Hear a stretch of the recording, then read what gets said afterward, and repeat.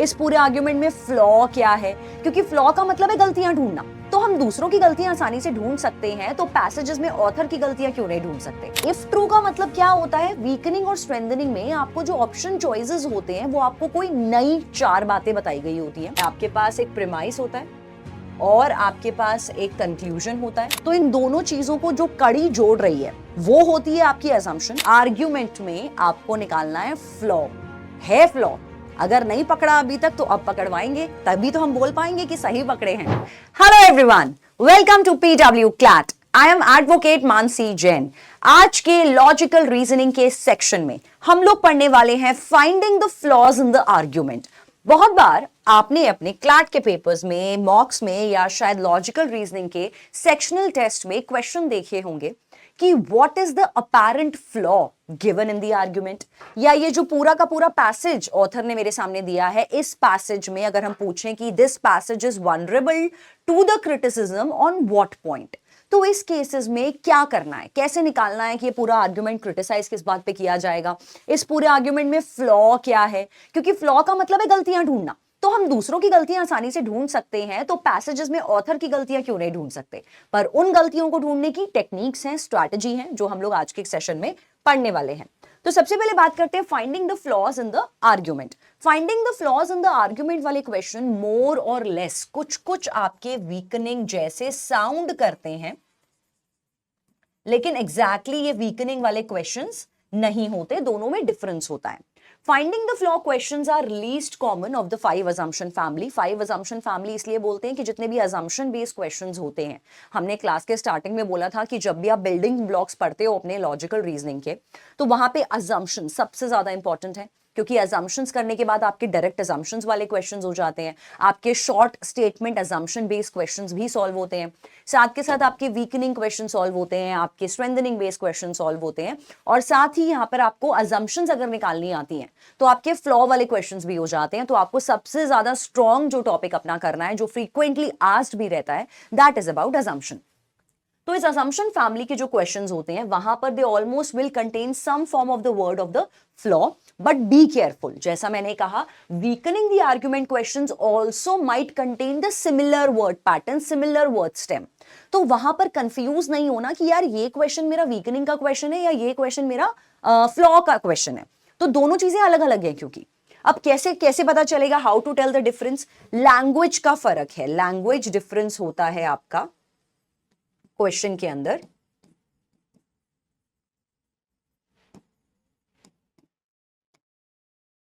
क्या होता है language difference, let's assign that. First of all, अगर फ्लॉ के क्वेश्चन की बात करें, that will contain the word flaw but not if the true language, not if true. If true वाले वर्ड्स यहां पर मिसिंग होते हैं, और जितने भी आपके वीकनिंग क्वेश्चंस होते हैं they will contain the word flaw plus if true. मतलब इनमें 2 वर्ड्स होते हैं वीकनिंग में, कभी कभी फ्लॉ भी लिखा होगा और इफ ट्रू भी लिखा होगा। कैसे, ये नीचे देखते हैं।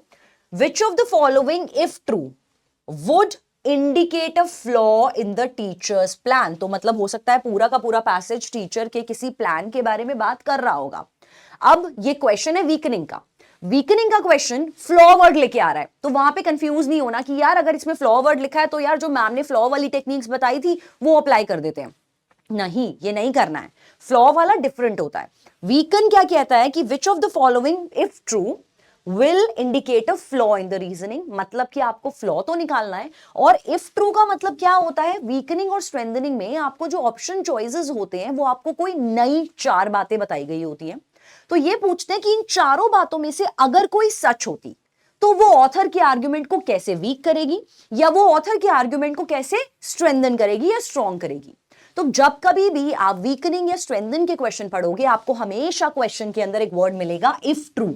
मतलब ये जो 4 नीचे ऑप्शंस हैं, अगर ये सच होते, इफ ट्रू होते, तो ये ऑथर के आर्ग्यूमेंट को कैसे वीक करते, कैसे उनके अंदर फ्लॉ निकालते। या स्ट्रेंथन की बात करें तो ऐसा होता है, विच of the following if true will strengthen the author's point of view. अब बात करते हैं फ्लॉ क्वेश्चन की। फ्लॉ क्वेश्चन में जैसा कि हमने यहां देखा कि ये इफ ट्रू वाला जो वर्ड्स होते हैं वो मिसिंग होते हैं।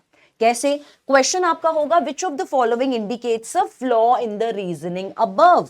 तो इसने इफ ट्रू नहीं यूज किया, क्योंकि ये बोल रहा है कि फ्लॉ है, इसने बोला है कि जो आपने अभी आर्ग्यूमेंट पढ़ा है, ये जो अभी आपने पैसेज पढ़ा है, डेफिनेटली बाबा इसमें फ्लॉ तो है ही है। कैसे निकालोगे फिर वो फ्लॉ? इन्होंने बोला है कि विच of the following option is the flaw in the reasoning. मतलब ये जो 4 ऑप्शंस आपको दिख रहे हैं, ये बता रहे हैं कि इनमें से कोई एक ऑप्शन ऐसा है जो बता रहा है कि ऑथर के आर्ग्यूमेंट में क्या फ्लॉ है। तो इफ ट्रू वाला जो वर्ड है वो आपको वीकनिंग के क्वेश्चन में मिलेगा, और इफ ट्रू वाला वर्ड यहां पर इसके क्वेश्चन में माइनस होगा। इसी वर्ड से आपको पता चलेगा कि अगर फ्लॉ दोनों जगह लिखा है तो क्या ये मेरा वीकनिंग का क्वेश्चन है या क्या ये मेरा फ्लॉ इन द रीजनिंग का क्वेश्चन है।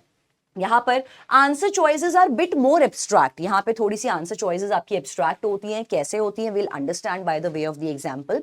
दे are similar to but not as abstract as the structure family question.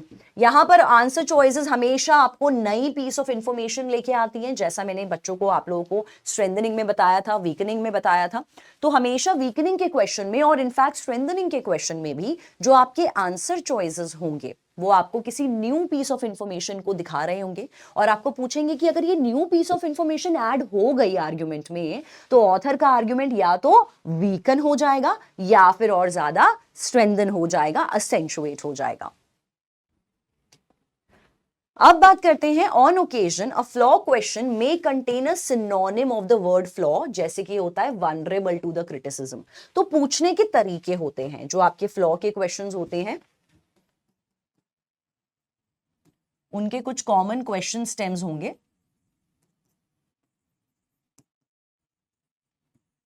Number 1, आपको ऐसे डायरेक्टली क्वेश्चन गिवन होता है, विच of the following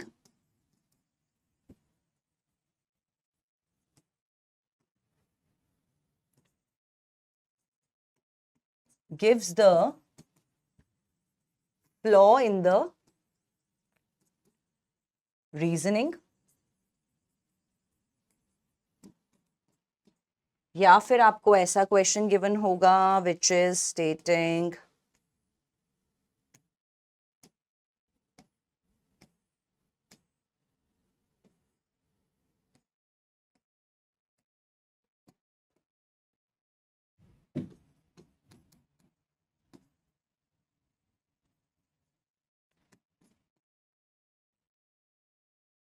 the author's reasoning is flawed because it fails। आगे आपको question में से ऑप्शंस गिवन होंगे।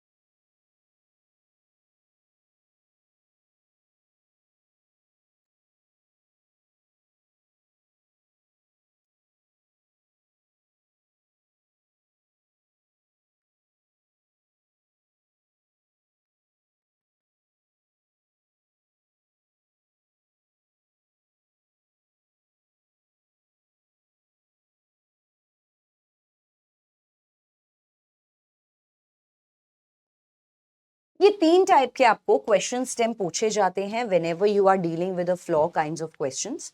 तो नंबर 1 क्वेश्चन होता है, जैसा मैंने कहा था कि इफ ट्रू वाले वर्ड्स मिसिंग होते हैं, तो which of the following gives the flaw in the reasoning. Reasoning का मतलब है पैसेज के अंदर कौन सा इनमें से ऐसा ऑप्शन है जो बता रहा है कि पैसेज में भाई साहब ये फ्लॉ है। फ्लॉ होता क्या है? फ्लॉ का मतलब है पैसेज में क्या झोल है। वो झोल क्या होगा वो आपको अक्सर पढ़ते पढ़ते भी समझ में आने लगता है। फ्लॉ के क्वेश्चंस की ये खासियत होती है कि जब आप अपने पैसेज को पढ़ने लगेंगे, जब आप अपने आर्ग्यूमेंट को पढ़ने लगेंगे, तो पढ़ते के साथ ही आपको पढ़ते पढ़ते लगेगा नहीं यार कुछ तो लोचा है बॉस, कुछ तो फ्लॉ है। तो ये फ्लॉ क्या है वो आपने ऑप्शंस में से निकालना होता है। 4 ऑप्शंस आपको गिवन है, आपको ये बताना है कौन सा ऑप्शन ऐसा है जो मुझे बता रहा है कि मेरा यहाँ पे आर्ग्यूमेंट में क्या एग्जैक्ट फ्लॉ है। इसके अलावा क्वेश्चन आपको पूछेगा कि जो ये ऑथर की रीजनिंग है, ये फ्लॉड है, मतलब हमको भी पता है कि ये फ्लॉ रीजनिंग है, आपको ये बताना है why, because it fails to do something, मतलब उसे कुछ करना चाहिए था, आर्ग्यूमेंट ने वो चीज नहीं करी, इसीलिए आर्ग्यूमेंट अपना क्या है, ऑलरेडी अपना आर्ग्यूमेंट फ्लॉड है। तो यहां पर लिख रहा है, इसका मतलब ये वाले क्वेश्चन तो ऑलरेडी क्वेश्चन के अंदर ही हम अग्री कर रहे हैं कि आर्ग्यूमेंट अपना फ्लॉड है। कैसे निकालोगे? Because it fail to do something, what it fail to do वो आप निकालोगे। थर्ड, ऑथर का जो आर्ग्यूमेंट है वो वनरेबल है क्रिटिसिज्म के, मतलब कि ऑथर ने ये जो लिख दिया है इसके बाद ऑथर गालियां खाने वाला है, ऑथर को क्रिटिसिज्म झेलना पड़ेगा, इसका मतलब कुछ तो उसने उल्टा पुल्टा लिखा है तभी उसे क्रिटिसिज्म झेलना पड़ेगा। तो इसने बोला ऑथर का जो आर्ग्यूमेंट है वो वनरेबल है क्रिटिसिज्म के, उसके साथ क्रिटिसिज्म होगा ऑन द ग्राउंड, किस ग्राउंड पर लोग उसको सुनाने वाले हैं। सिंपल सी बात है, सपोज अगर आज आपको लगता है कि एक डायरेक्टर ने एक मूवी बनाई है और वो मूवी उसने बना दी है इस कॉन्सेप्ट के ऊपर जहां पर उसने विमेन एम्पावरमेंट के एरा में ऐसा कोई मूवी में दिखाया है कि जिसमें दिखाया गया कि विमेन पे बहुत अट्रोसिटीज होना बिल्कुल जायज है, उसने पूरी की पूरी मूवी में दिखाया है कि ओवर पेट्रियार्की होनी चाहिए, विमेन को बिल्कुल इज्जत मत दो, इन सब चीजों को वो सपोर्ट कर रहा है। तो अगर आप कल को अपने दोस्त के साथ बैठे हो, आप क्या करोगे? मूवी के बारे में बुराई कर रहे हो, आप मूवी के फ्लॉज निकाल रहे हो, आप क्या बोल रहे हो? यार ये मूवी पक्की बातें पिटेगी क्योंकि इस मूवी ने जो एक माइंडसेट दिखाया है वो बहुत 200 करोड़ साल पुराना माइंडसेट दिखाया है, आजकल के टाइम में ये मूवी नहीं टिकेगी क्योंकि ये मूवी जो है ये अपग्रेडेड वर्जन में नहीं है, जो आजकल के करंट कंटेम्प्रेरी टाइम्स है उसके हिसाब से भाई साहब ये मूवी आई नहीं है, इसलिए पक्की बात है ये मूवी पिटने वाली है। तो आपने ग्राउंड निकाल लिया जिस वजह से ये मूवी फ्लॉप जाने वाली है। सेम चीज आपने यहां पर निकालनी होगी कि आपने वो ग्राउंड निकालना है जिस वजह से आपका पूरा का पूरा आर्ग्यूमेंट पिटने वाला है, फ्लॉप होने वाला है, गलत जाने वाला है। तो इन 3 टाइप के नोशंस आपको पूछे जाते हैं, ये 3 टाइप के आपके क्वेश्चन स्टेम है जहां पर आपने अपने आर्ग्यूमेंट में निकालना क्या होता है? Flaw.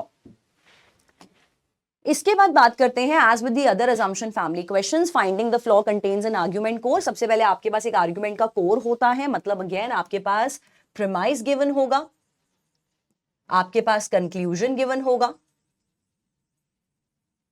And it's great if you notice the assumption. Assumptions में हमेशा बोलती हूं साथ साथ अजम्पशंस आप अपने माइंड में बिल्ड करेंगे, that you will build with the techniques that we have already studied।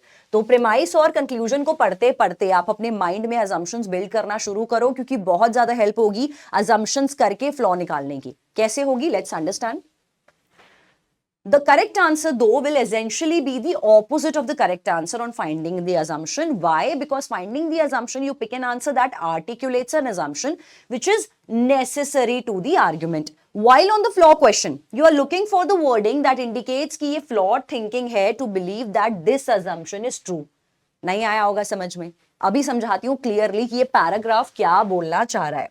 ये पैराग्राफ ये कहना चाह रहा है, जैसे कि पहले एग्जाम्पल बता देती हूँ। ये पैराग्राफ ये कहना चाह रहा है कि अजम्पशन के क्वेश्चन में करते क्या है आप लोग? अजम्पशन में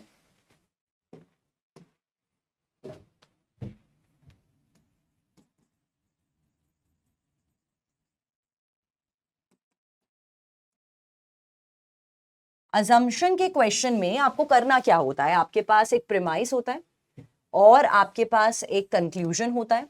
आप इन दोनों के बीच का अजम्पशन निकालते हो जो आपके प्रीमाइस और कंक्लूजन पर बेस्ड है। Any assumption which must be true. Why? क्योंकि आपके पास स्टेटेड इंफॉर्मेशन है प्रीमाइस के फॉर्मेट में, कंक्लूजन के फॉर्मेट में। तो इन दोनों चीजों को जो कड़ी जोड़ रही है वो होती है आपकी अजम्पशन। वो आप निकालते हो by the techniques that we have already studied in the previous lectures. तो आपने निकाल लिया अजम्पशन, ये तो रहा अजम्पशन क्वेश्चन। फ्लॉ क्वेश्चन में क्या करना होता है अब? और ये टेक्निक बहुत निंजा टेक्निक है, बहुत ध्यान से समझोगे तो कभी भी फ्लॉ के क्वेश्चंस गलत नहीं होंगे। फ्लॉ क्वेश्चंस में क्या करना है? Reverse of the assumptions. How to reverse these assumptions? मतलब कि फ्लॉ ये कहता है कि भाई साहब ये जो प्रीमाइस था और ये जो कंक्लूजन था ये किसी ना किसी assumption पे तो टिके थे, किसी ना किसी assumption पे तो बेस थे। हमको उसी assumption को किल करना है, वो बन जाता है अल्टीमेटली अपना द टेक्निक फॉर फ्लॉ। मतलब कि जिस assumption पे, जिस कड़ी पर, जिस बेस पर पूरा का पूरा आर्ग्यूमेंट बेस्ड है, पूरा का पूरा आर्ग्यूमेंट जिस अजम्पशन पर टिका है, प्रीमाइस और कंक्लूजन के बीच का जो बिल्डिंग ब्लॉक होता है वो होता है अजम्पशन। जिस पर पूरा आर्ग्यूमेंट बेस्ड था वो अजम्पशन को ही अगर तुम हिला दो तो आर्ग्यूमेंट फ्लॉ हो जाता है। इसका बहुत छोटा सा एग्जाम्पल पहले बताऊंगी मैं यहाँ पे आपको। एक एग्जाम्पल सपोज मैं यहाँ पे लेती हूँ क्वेश्चन फॉर्मेट में, it's going to rain tomorrow,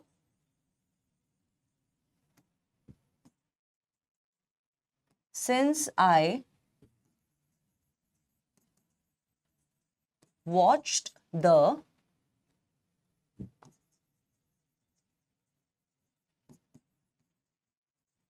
weather forecast on my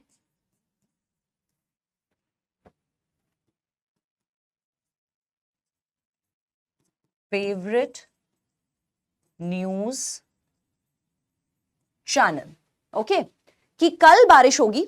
और ऐसा क्यों बोल रही हूं मैं कल बारिश होगी, मैं इतने कन्विक्शन के साथ क्यों कह रही हूं, मैं इतना 100% क्यों बोल रही हूं कल बारिश होगी, क्योंकि मैंने वेदर फोरकास्ट देखा है कहां पर, मेरे फेवरेट न्यूज चैनल पर। मतलब मेरा कोई एक फेवरेट न्यूज चैनल होगा, मैंने वहां पर देख लिया है क्योंकि उसने बोल दिया है बारिश हो गई है, तो इसका मतलब कल बारिश होगी। अब आपको पढ़ के क्या लगा, इमीडिएटली पढ़ के क्या लगा, यार मानसी मैम आप 3-4 न्यूज चैनल और देख लेते, ये तो क्योंकि आपका फेवरेट चैनल कह रहा है इसलिए आप बोल रहे हो कल बारिश होगी। यही तो आर्ग्यूमेंट में फ्लॉ है कि क्योंकि मेरा फेवरेट चैनल ने बोल दिया बारिश होगी, मैं मान के चल रही हूं कि ये popularity is the ultimate reason कि कल बारिश हो जाएगी। तो इसके पीछे अपनी अजम्पशन क्या निकलती है, मेरे पास प्रीमाइस क्या है, it's going to rain tomorrow, ये बन गया मेरा कंक्लूजन। और ये बात मैं किस बेस पर बता रही हूं, प्रीमाइस मेरे पास क्या है कि मैंने न्यूज चैनल को देखा, मैंने फेवरेट न्यूज चैनल में देखा कि कल बारिश होने वाली है, वेदर फोरकास्ट। तो इसके पीछे अजम्पशन क्या है, assumption could possibly be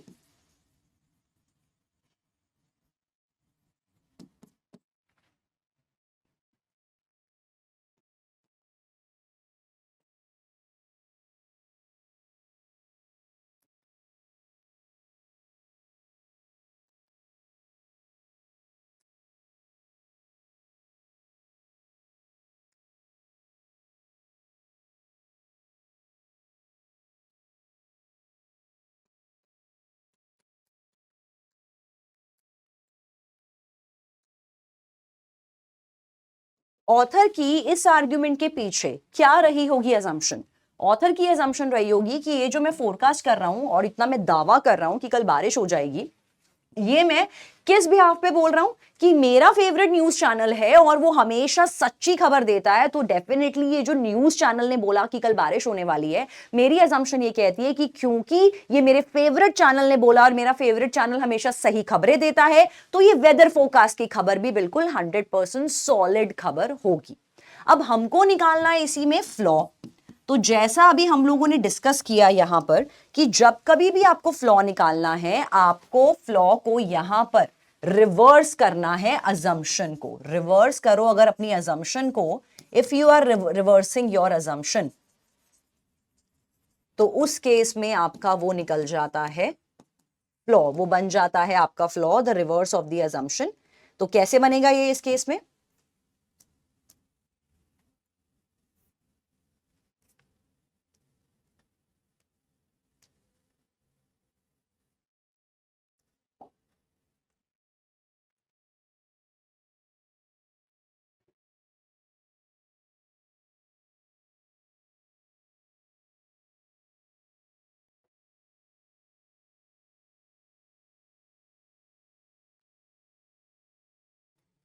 so as we were discussing how to reverse the assumption, तो जैसा कि ऑथर ने कहा यहां पर, या हम लोगों ने अभी डिस्कस करा टेक्निक, कि अगर आप अपनी अजम्पशन को रिवर्स कर दोगे तो उससे आपका फ्लॉ निकल के आ जाता है।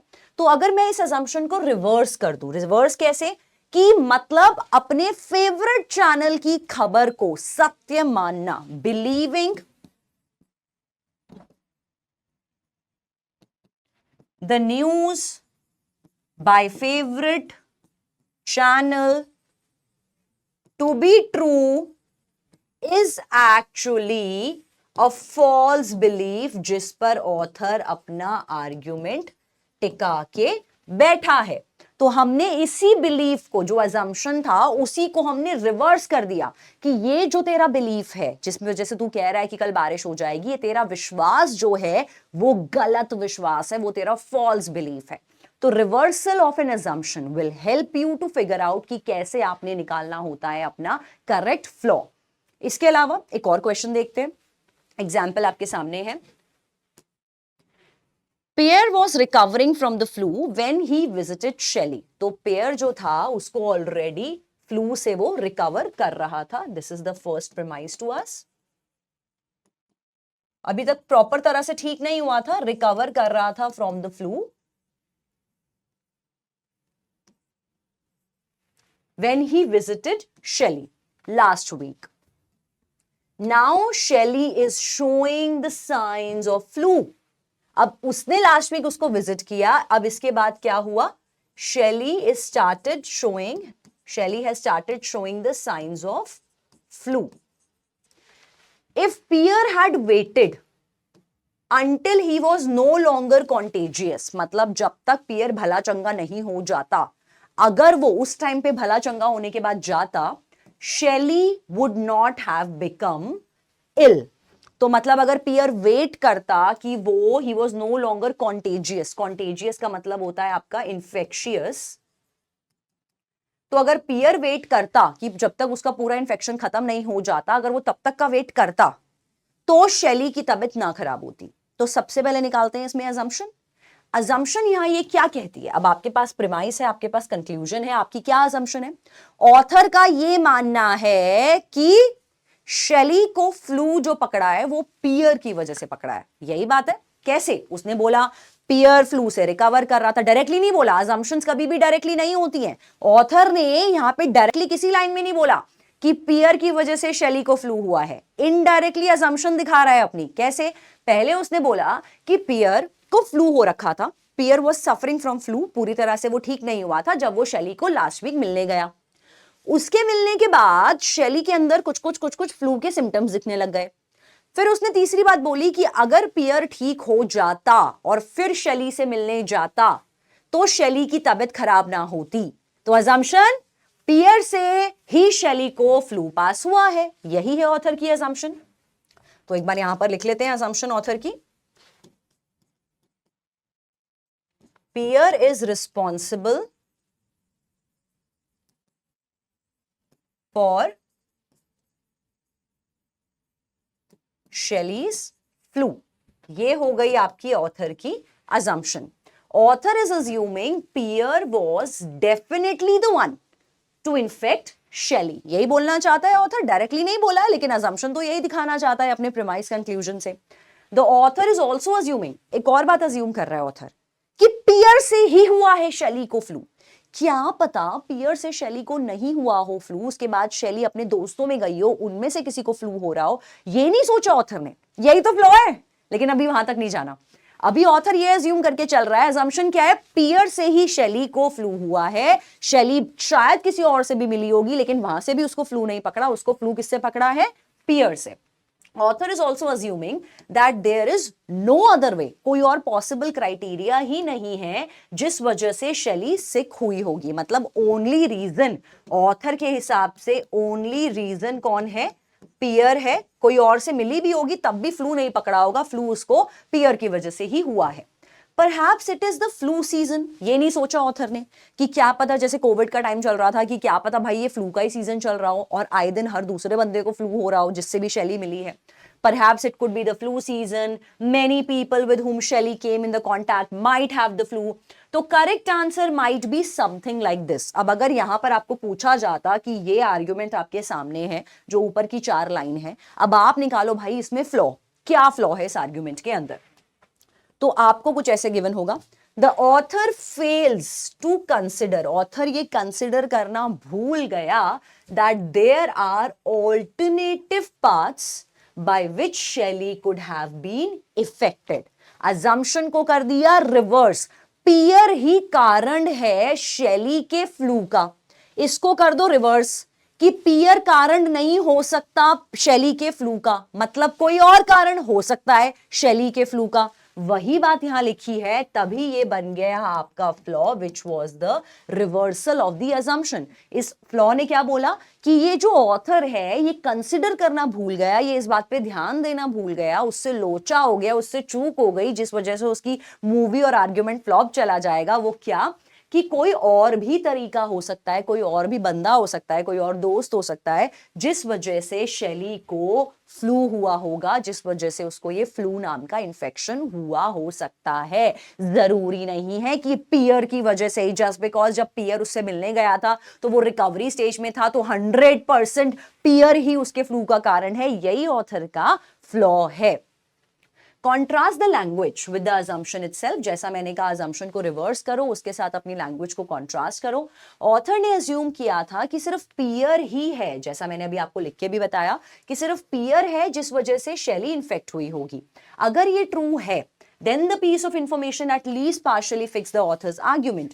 When you take the same information, flip it around. जैसा मैंने कहा था अभी आपको क्या करना है? Reverse the assumption will let you have a flaw in the argument.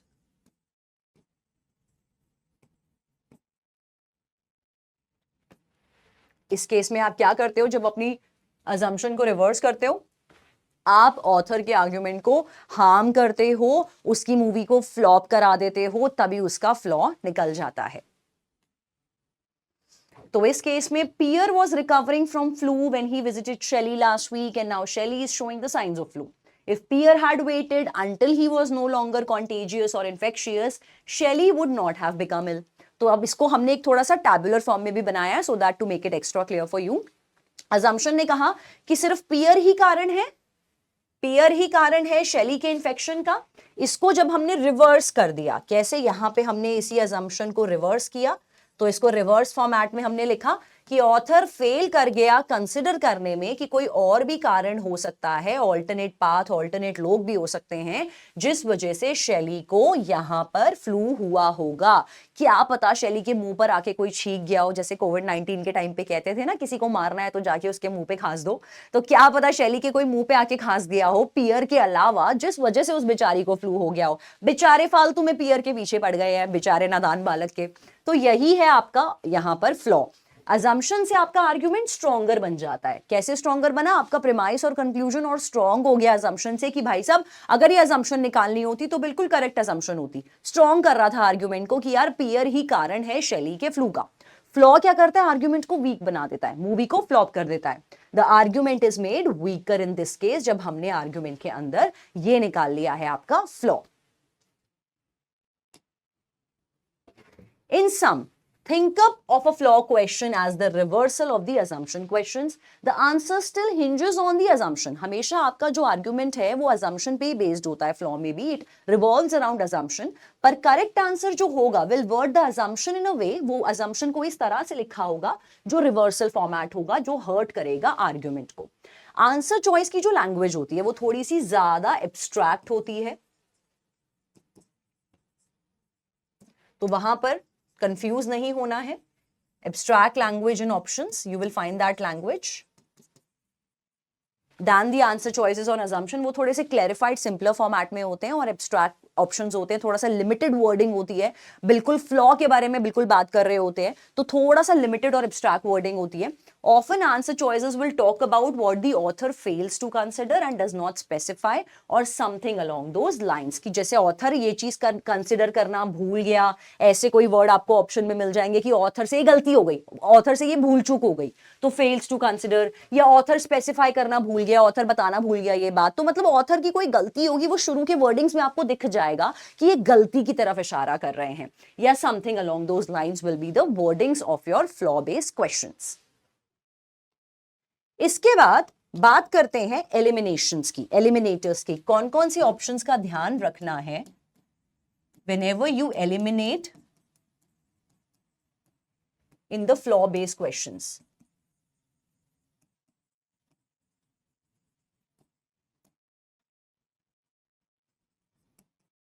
What are those eliminators जिनका आपको खास ध्यान रखना है जब कभी भी आप फ्लॉ बेस्ड क्वेश्चंस करो?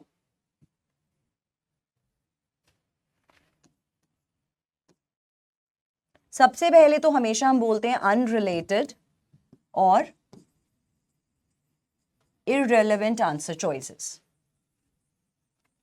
आपको 100% 4 ऑप्शंस में से एक ऑप्शन ऐसा 100% मिल जाएगा जो इररेलेवेंट और अनरिलेटेड मुद्दों पे बात कर रहा होगा, जिसके बारे में सुनना ही नहीं है हम लोगों को, मतलब बिल्कुल आर्ग्यूमेंट प्रीमाइस कंक्लूजन से अलग जाके बात कर रहा होगा, जो आपको पढ़ते के साथ लगेगा यार क्या अनरिलेटेड बात कर रहे हो आप।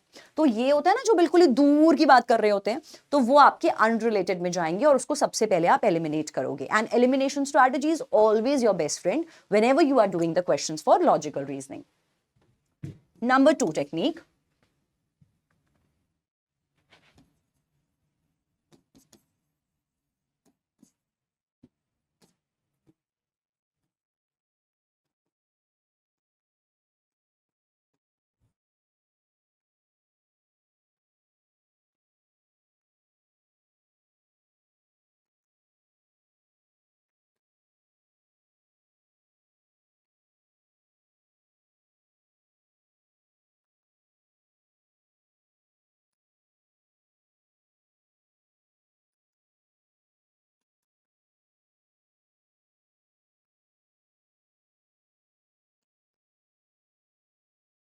अब ये इंपॉर्टेंट है कि ऐसे कुछ ऑप्शंस होते हैं जो बात करेंगे जो आपके करंट प्लान पर कोई फ्लॉ नहीं दे रहे होंगे, रादर डिस्कस कर रहे होंगे कि एक ऑल्टरनेट प्लान कर लेते तो कुछ हो जाता। जैसे कि आपको मिलेगा पैसेज के अंदर कि यार कोई कंपनी ने एक प्लान प्रपोज किया, किसी कंपनी ने एक नया आइडिया निकाला, या कुछ भी यहां पर एक ऑथर ने कोई प्लान प्रपोजल दिया, कोई गवर्नमेंट ने एक पॉलिसी निकाली, उस पॉलिसी में कोई ना कोई फ्लॉ था, वो आर्ग्यूमेंट पढ़ के आपको लगेगा। लेकिन ऑप्शन पता क्या बोलेगा कि ऑथर भूल गया यहां पर एक ऑल्टरनेट प्लान या ऑल्टरनेट पॉलिसी निकालना। तो इसमें दिक्कत क्या है, अब आप सोचो, ये आपके ऑप्शंस एलिमिनेशन में जाते हैं। क्यों एलिमिनेशन में जाएंगे? क्योंकि यार ये जो ऑप्शन है ना, ये ऑलरेडी, जैसे अगर हम सेम मूवी की बात करें, अगर आप मूवी के बारे में बुराई कर रहे थे, तो अगर आप मूवी के बारे में फ्लॉ निकालोगे तो वो फ्लॉ सही होगा जो ये बोलेगा कि यार ये मूवी आजकल के टाइम पे नहीं बनी, इस मूवी ने बहुत ज्यादा पुराना कॉन्सेप्ट लिया हुआ है, या इस मूवी में इसने हीरो हीरोइन बहुत गंदे ले लिए हैं, बकवास ले लिए हैं, इसलिए ये मूवी पिट गई। ये ज्यादा सही फ्लॉ होगा? या एक फ्लॉ जो ये कह रहा होगा यार ये मूवी तो घटिया है लेकिन इसको ना किसी और मुद्दे पे मूवी बनानी चाहिए थी, आपने इस मूवी में फ्लॉ है वो नहीं बताया, इस ऑप्शन ने इस वाले आर्ग्यूमेंट के अंदर क्या फ्लॉ है वो नहीं बताया, उसने क्या बोला किसी और टॉपिक पे मूवी बनानी चाहिए थी, बस इतना बोल दिया कि किसी और टॉपिक पे मूवी बना लेता। अरे इस वाली मूवी में क्या फ्लॉ है वो तो मुझे बता दे, इस मूवी में क्या क्रिटिसिज्म है वो तो बता, वही तो फ्लॉ होगा। तो जो ऑप्शन करंट प्लान पे फ्लॉ ना बताकर एक ऑल्टरनेट प्लान लेने का प्रोबेबिलिटी डिस्कस करेगा, तो वो इस केस में आपका फ्लॉ आर्ग्यूमेंट का करेक्ट ऑप्शन हो सकता है। Apart from that there is one more considerable option,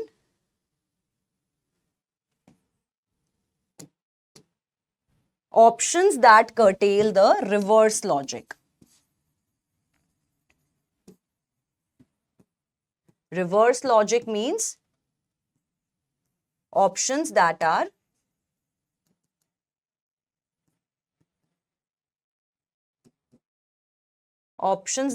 falsifying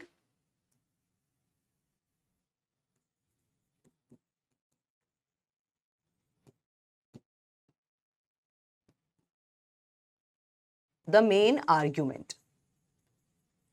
ऐसा ऑप्शन जो आपके मेन आर्ग्यूमेंट को फॉल्सिफाई कर रहा है, मतलब ऑलरेडी जो पैसेज में गिवन है बस ये कह रहा है कि यार ये इंफॉर्मेशन तो झूठी इंफॉर्मेशन है, ये इंफॉर्मेशन तो फॉल्स इंफॉर्मेशन है, ऐसा ऑप्शन दे रहा है जो आपके मेन प्रीमाइस और कंक्लूजन को झूठा साबित कर रहा है, तो वो भी आपका इस केस में एलिमिनेशन चॉइसेस में जाता है whenever you are dealing with the flaw based questions. Pause.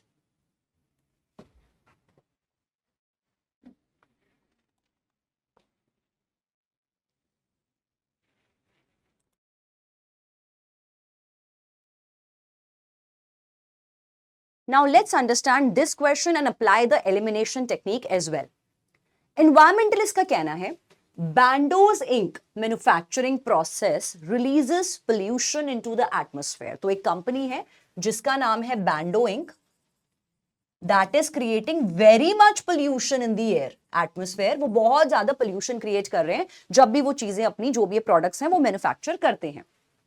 In order to convince the company to change the process. अब हम चाह रहे हैं एज एन एनवायरमेंटलिस्ट का तो यही मानना है कि कंपनी अपना प्रोसेस चेंज करे ताकि एटमॉस्फेयर में कम पोल्यूशन हो। तो what they want the company to change their process of manufacturing. कैसे कन्विंस करना चाहते हैं वो कंपनी को कि कंपनी मान जाए उनकी, वरना क्यों सुनेगी कंपनी उनकी। We will organise a boycott of the product. उन्होंने कहा एक काम करते हैं, उनके एक प्रोडक्ट का बॉयकॉट कर देते हैं, जो वो प्रोडक्ट बना रहे हैं कि उनके प्रोडक्ट का बॉयकॉट कर देते हैं।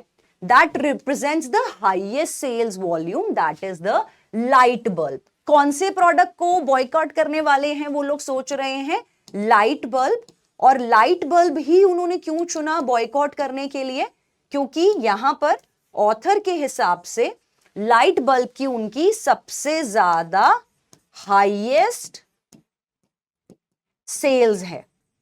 तो इनका यह मानना है कि जब हम लाइट बल्ब को खरीदना बंद कर देंगे, जो इनका मार्केट में सबसे ज्यादा बिकता है, तब होगा इनको लॉस। तब मानेंगे ये लोग, तब आएगा ऊंट पहाड़ के नीचे, तब बैंडो इंक मान जाएगा, प्रोसेस चेंज कर लेगा और एटमॉस्फेयर में पोल्यूशन थोड़ा सा कम हो जाएगा। Because Bando sells more light bulbs than any other product. मतलब क्या पता ये ट्यूबलाइट बनाते हो, टीवी बनाते हो, व्हाटएवर, मल्टीपल प्रोडक्ट्स बनाते हो, सीएफएल बल्ब्स बनाते हो, लेकिन लाइट बल्ब ये सबसे ज्यादा इनका बिकता है। मतलब हाईएस्ट सेल्स लाइट बल्ब की हैं।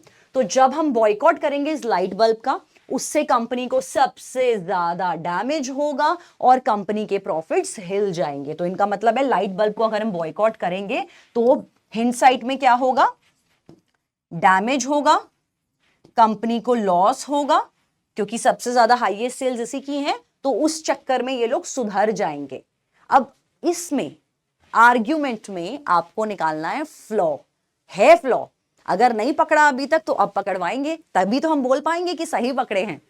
तो देखते हैं क्या है वो फ्लॉ। एनवायरमेंटलिस्ट की जो रीजनिंग है वो फ्लॉड है बिकॉज इट फेल्स टू। मतलब ऑथर ने कोई चीज करना भूल गया। It fail to do what, कोई चीज वो करना भूल गया। फेल्स टू डू व्हाट, क्या चीज करना भूल गया वो।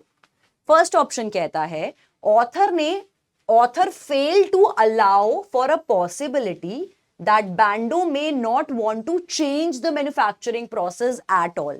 ये आ गया रिवर्स लॉजिक। इसने बोला है कि ऑथर ये कंसिडर करना भूल गया कि शायद बैंडो चेंज होगा ही नहीं।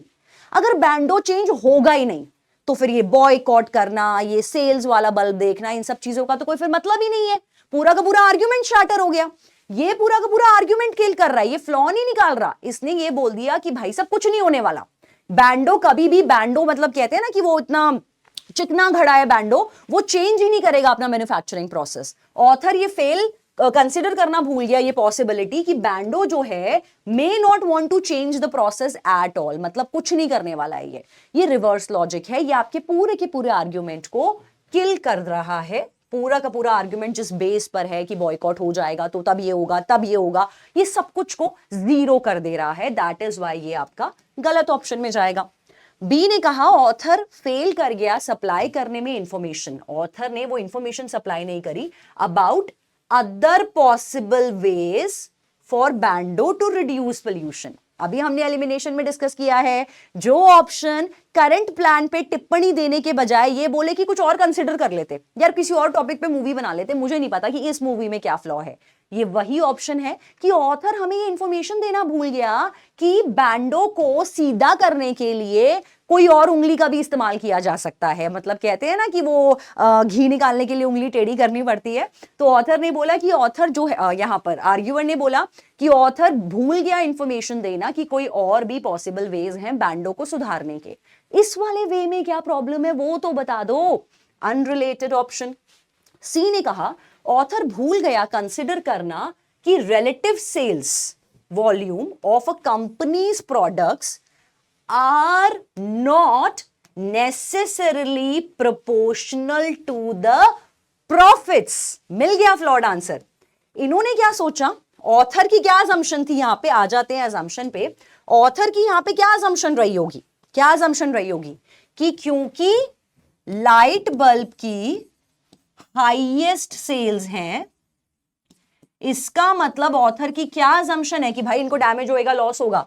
क्या मतलब है इसका मतलब, हाईएस्ट प्रॉफिट भी, ऑथर का मानना है हाईएस्ट प्रॉफिट भी कंपनी को लाइट बल्ब ही देता होगा। जब ये हाईएस्ट प्रॉफिट जाएगा नीचे तब इन लोगों को अकल आएगी।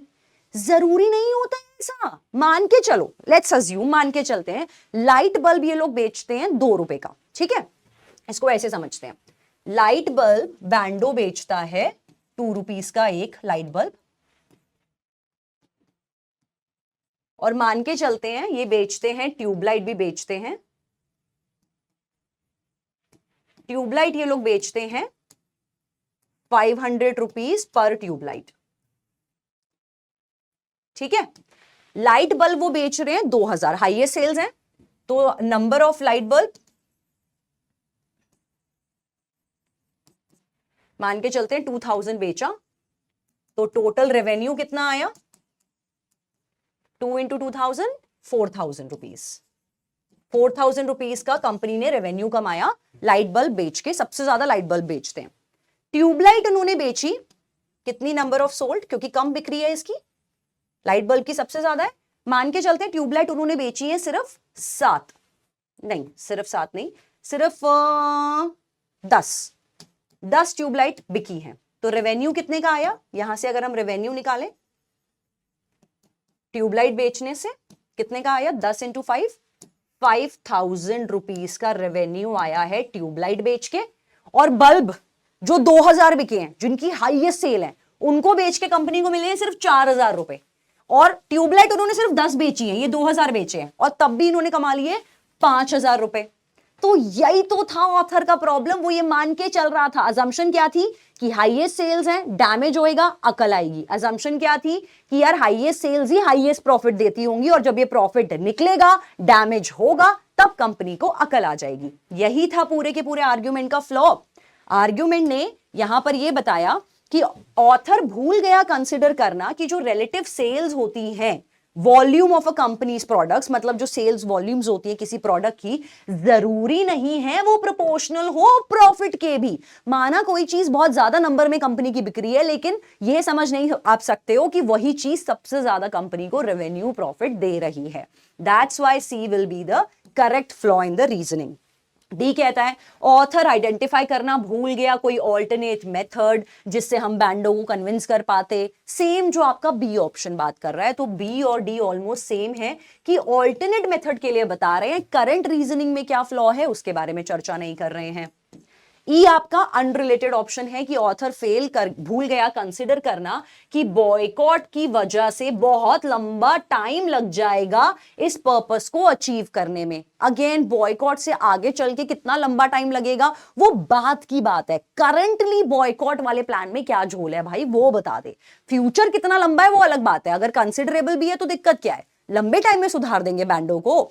तो ये आपका अनरिलेटेड ऑप्शन में जाएगा, making C your correct answer choice.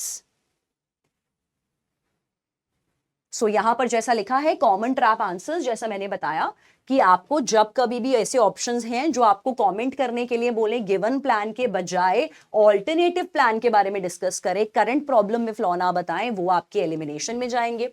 जो ऑप्शंस आपके डिटेल और डिस्टिंक्शन लेके आए जो एक्चुअली आपके आर्ग्यूमेंट से अनरिलेटेड है वो आपके एलिमिनेशन में जाएंगे। और अगेन जैसा ए ऑप्शन कर रहा था, जो ऑप्शंस आपके रिवर्स लॉजिक या आपके पूरे के पूरे आर्ग्यूमेंट का बेस ही किल कर दें, उनको फॉल्सिफाई कर दें, तो वो भी आपके यहां पे एलिमिनेशन में जाएंगे।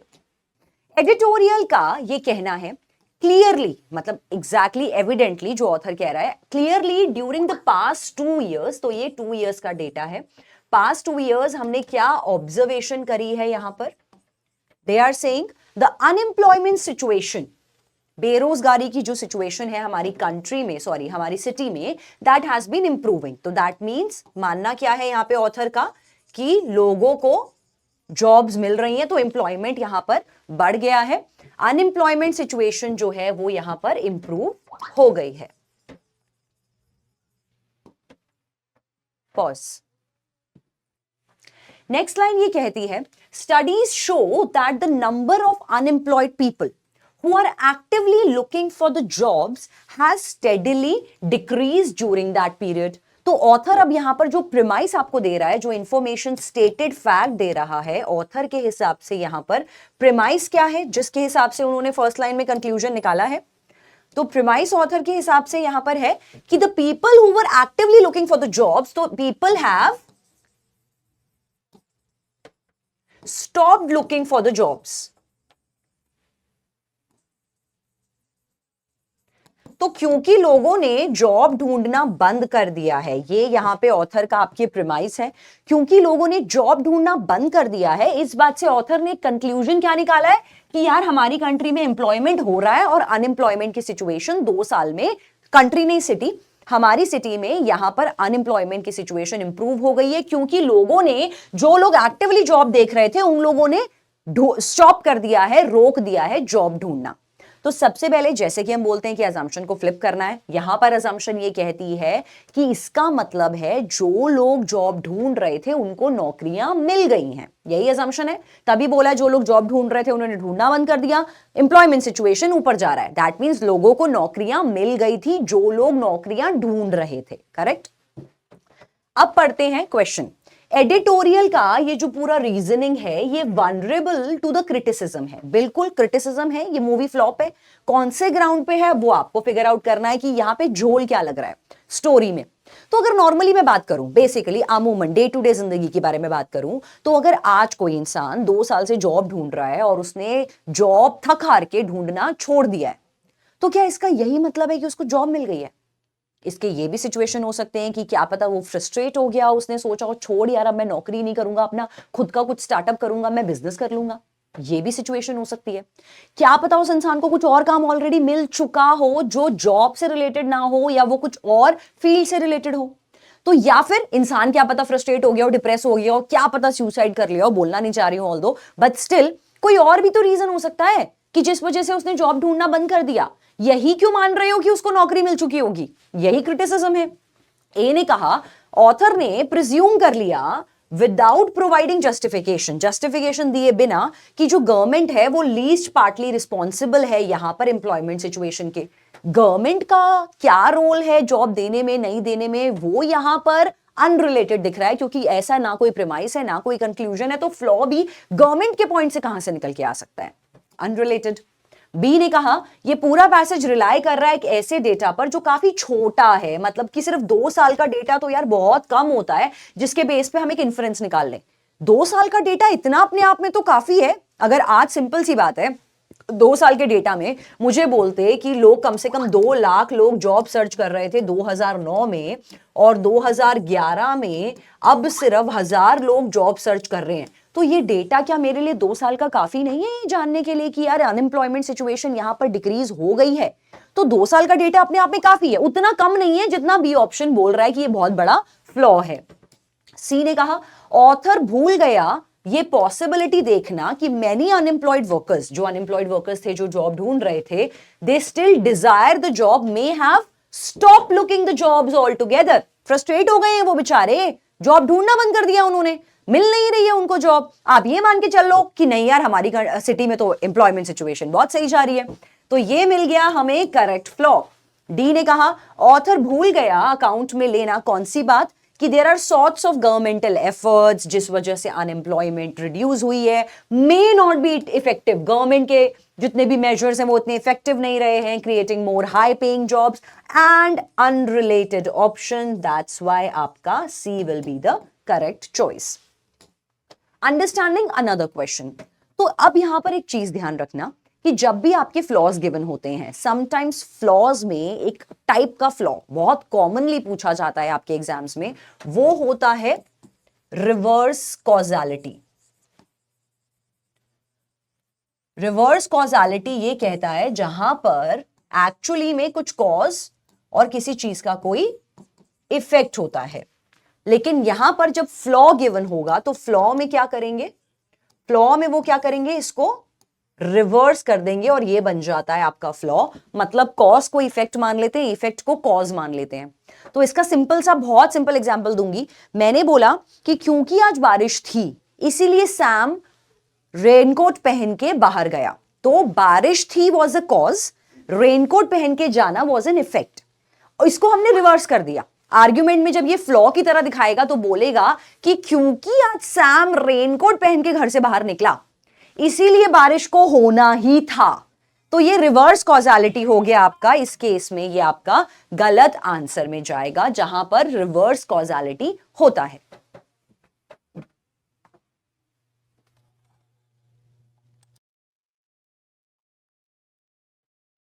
Now based on this type of flaw let's understand इस क्वेश्चन में क्या गिवन है। साइकोलॉजिस्ट का यह मानना है कि एक स्टडी कंडक्ट हुई है 436 यूनिवर्सिटी स्टूडेंट्स पर, जहां पे देखा गया कि जिन भी बच्चों ने शॉर्ट नैप्स ली हैं पूरे दिन में, जिन्होंने भी शॉर्ट नैप्स ली हैं थ्रू आउट द डे, उन बच्चों के साथ क्या प्रॉब्लम हुई है, they suffered from insomnia, that is the sleeplessness, नींद ना आने की बीमारी को इंसोम्निया कहते हैं। तो उनको इंसोम्निया की प्रॉब्लम हुई है more frequently than those who did not. जिन बच्चों ने ऐसा नहीं किया था, दिन में नैप्स नहीं ली थी, उनको इंसोम्निया नहीं हुआ। तो मतलब कि शॉर्ट नैप्स लेना वॉज अ कॉज, और इस वजह से इफेक्ट क्या हुआ कि उसको, उन बच्चों को क्या प्रॉब्लम हुई, इंसोम्निया की। अब यहां पर ऑथर कहना चाहता है नेक्स्ट लाइन में, साथ के साथ हमने ये जाना more over people who work in the commercial fishing, जो लोग कमर्शियल फिशिंग वेसल्स में काम करते हैं, उन लोगों के इररेगुलर स्लीप पैटर्न्स होते हैं। मतलब कभी दिन में सो रहे हैं, कभी शाम को सो रहे हैं, तो इररेगुलर स्लीप पैटर्न्स होते हैं, जहां पर उनको भी फ्रीक्वेंट नैपिंग की प्रॉब्लम होती है। फ्रीक्वेंट नैपिंग वो लोग करते रहते हैं, झपकियां लेते रहते हैं, जैसे ये बच्चे ले रहे हैं। And they also suffer from insomnia. तो सेम क्लास 2 कैटेगरी में सेम इंडिविजुअल्स के बारे में बताया, और क्लास 2 कैटेगरी से यहां पर ये बोला कि जो लोग कमर्शियल फिशिंग वेसल्स में काम करते हैं उनके साथ भी यही कॉज है, नैपिंग लेने वाला, और उसका इफेक्ट भी क्या है, इंसोम्निया। तो सेम पैरामीटर्स पे दो ग्रुप ऑफ पीपल के बारे में बताया। So it is very likely, ultimate conclusion क्या है, that napping tends to cause insomnia. तो पैसेज का यहां क्या मतलब है, अल्टीमेट अपना कॉज क्या है, नैपिंग, झपकियां आना। और जब तुम्हें झपकियां आने की प्रॉब्लम होती है तो इसका इफेक्ट क्या होता है कि आपको इंसोम्निया नाम का बीमारी हो जाता है, जहां पे आपको नींद नहीं आती है। The reasoning in the psychologist's argument is vulnerable to the criticism on which ground? तो अगेन आपने फ्लॉ निकालना है यहाँ पे। तो सेम जैसे अभी हमने बात करी कि रिवर्स कॉजालिटी कभी कभी गिवन होता है, जहां कॉज को इफेक्ट, इफेक्ट को कॉज बना देते हैं। तो एक्चुअली में यहाँ पे कॉज क्या है, कॉज यहाँ पर अगर आप समझोगे आर्ग्यूमेंट को पढ़ते टाइम, तो कॉज ऑलरेडी आपका इंसोम्निया है। लोगों को एक्चुअली में ये डिजीज है, ये हुआ कैसे, उसके सिम्टम्स नहीं बताए, उसके कॉजल फैक्टर्स नहीं बताया, बस इंसोम्निया इज अ कॉज। उसकी वजह से इफेक्ट क्या होता है इस पे लोगों का, कि लोगों को शॉर्ट नैपिंग होती है, क्योंकि इंसोम्निया का मतलब है आपको एक्चुअल टाइम पे नींद ना आना। आपको रात को नींद आनी चाहिए, आपको रात को नींद नहीं आ रही, तो अब जो रात को नींद नहीं आई है वो कभी तो आएगी। तो दिन में आपको छोटी छोटी झपकियां आ रही हैं, तो सेम चीज है, इफेक्ट क्या हो रहा है उसका, शॉर्ट नैपिंग, क्योंकि ऑलरेडी आपको प्रॉब्लम क्या है, इंसोम्निया का। तो अभी यही रहेगा इसमें आपका। ए ने कहा प्रिज्यूमिंग विदाउट द जस्टिफिकेशन कि यूनिवर्सिटी स्टूडेंट्स जो हैं, जो सफर कर रहे थे इंसोम्निया से more frequently than do members of the general population. इसने कहा ये बताना भूल गया जस्टिफिकेशन के बिना कि जो यूनिवर्सिटी स्टूडेंट्स थे उनको ये प्रॉब्लम ज्यादा आ रही थी in comparison to the general population. हमें सिर्फ दो टाइप ऑफ ग्रुप बताए हैं, जनरल पॉपुलेशन के बारे में जब जिक्र नहीं है तो फ्लॉ भी वहां से रिलेट नहीं हो सकता। प्रिज्यूमिंग कि सारे इंस्टेंसेस जो इंसोम्निया के होते हैं उन सभी का सेम कॉज होता है, मतलब इंसोम्निया होने का सारे कॉजेस सेम हैं, ये बताया, ये मान के चल लिया इसने अपने फ्लॉ को, गलत आंसर है। सी ने कहा ये साइंटिफिकली प्रोवाइड करना भूल गया रिस्पेक्टेबल डेफिनेशन ऑफ नैपिंग। इसने कहा फ्लॉ पूरे के पूरे पैसेज में ये कि ये नैपिंग का सही डेफिनेशन देना भूल गया। समझ तो आ रहा है भाई, शॉर्ट नैप्स का डेफिनेशन या नैपिंग का डेफिनेशन यहां रिक्वायर्ड था या स्टडी के रिजल्ट्स इंपॉर्टेंट थे। डी ने क्या कहा, ऑथर कंसिडर करना भूल गया द पॉसिबिलिटी कि जो ये फ्रीक्वेंट डे टाइम नैपिंग की प्रॉब्लम है ये एक्चुअली में इफेक्ट है rather than the cause of insomnia. Same जो हमने डिस्कस किया कि ये जो शॉर्ट नैपिंग हो रहा है ये कॉज नहीं है, ये इफेक्ट है, और इसका कॉज क्या है, insomnia, making D the correct answer choice. तो इसी तरह से whenever you are dealing with the flaw in the reasoning questions, तो जो भी हमने आज क्लास में बेसिक निंजा टेक्निक्स और स्ट्रैटेजी डिस्कस करी है, अगर आप उसको अप्लाई करोगे तो आपके फ्लॉ वाले क्वेश्चंस कभी भी गलत नहीं हो सकते। पर इसके साथ ही आपने रेगुलरली और बहुत सारे क्वेश्चंस प्रैक्टिस करने हैं, क्योंकि तभी आपका ये टॉपिक स्ट्रांग हो पाएगा। तो मिलेंगे आपसे अगले सेशन में। Take care everyone, bye bye.